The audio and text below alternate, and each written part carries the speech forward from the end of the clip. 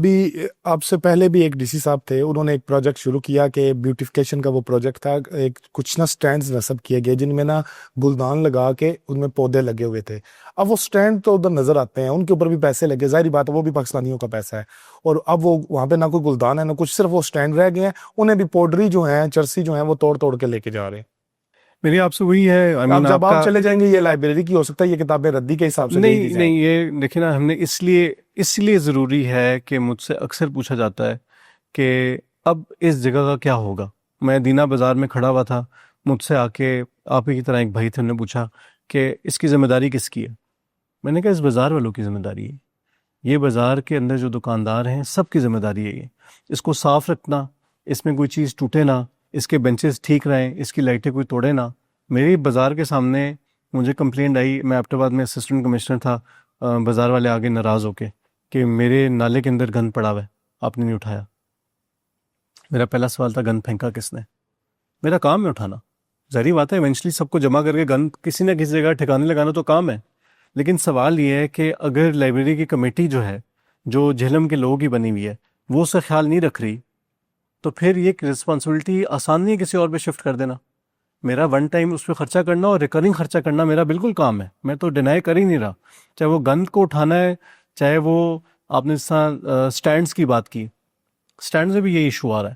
ہم نے گملے لگائے، ہم صبح آئے گملے غائب، پھر ہم گملے لگائے، صبح آئے گملے غائب.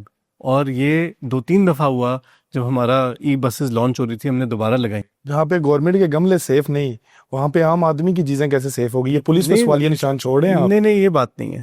دیکھیں بات یہ ہے کہ یہ ایک بہت ڈیپ ایشو ہے جس کو ہم ایک چھوٹے سے انٹرویو میں ڈسکس نہیں کر سکتے. کہ کیا انڈیویجول نے اپنے پہ چیک نہیں رکھنا؟ کیا میں اپنا ذمہ دار نہیں ہوں کہ میں آپ کو نقصان نہ دوں یا میں آپ کی مدد نہ کروں، چاہے وہ اچھا کام ہو یا برا کام ہو؟ کیا یہ انڈیویجول رسپانسبلٹی نہیں ہے؟ مطلب آپ نے کتنی دفعہ دیکھا ہوگا کہ آپ گاڑی میں جا رہے ہیں اور آپ کے سامنے والی گاڑی نے شیشہ نیچے کیا اور شاپر باہر پھینکا. بہت دفعہ دیکھا، بہت دکھ ہوتا ہے مجھے. دیکھا نا؟ تو کیا وہ گورنمنٹ کی غلطی تھی؟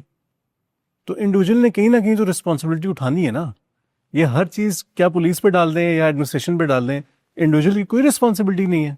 میری رسپانسبلٹی ہے as Raza, not as D C, کہ میں جب پرائیویٹلی اپنی گاڑی میں بھی ٹریول کر رہا ہوں یا ایز اے ڈی سی بھی ٹریول کر رہا ہوں تو میں نے جو کھایا میں ایک شاپر میں ڈالوں، مجھے قریبی جو ڈسٹ بن نظر آئے میں اس میں پھینک دوں. آپ کو پتہ ہے چوئنگم پھینکنے میں کتنا فائن ہے سنگاپور میں؟ $500.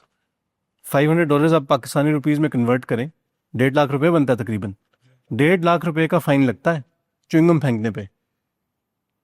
تو چوئنگم پھینکتے ہی نہیں ہیں لوگ. ظاہری بات فائن ہے، سمجھ رہے ہیں؟ تو یہ کام ساتھ ساتھ چل رہا ہوتا ہے کہ پولیس نے بھی چیک رکھنا ہے، ایڈمنسٹریشن نے چیک کرنا ہے، ایڈمنسٹریشن اپنا کام کرنا ہے، پولیس نے یعنی کام اب کرنا اس ہے. لائبریری کا شہریوں نے خیال رکھنا ہے.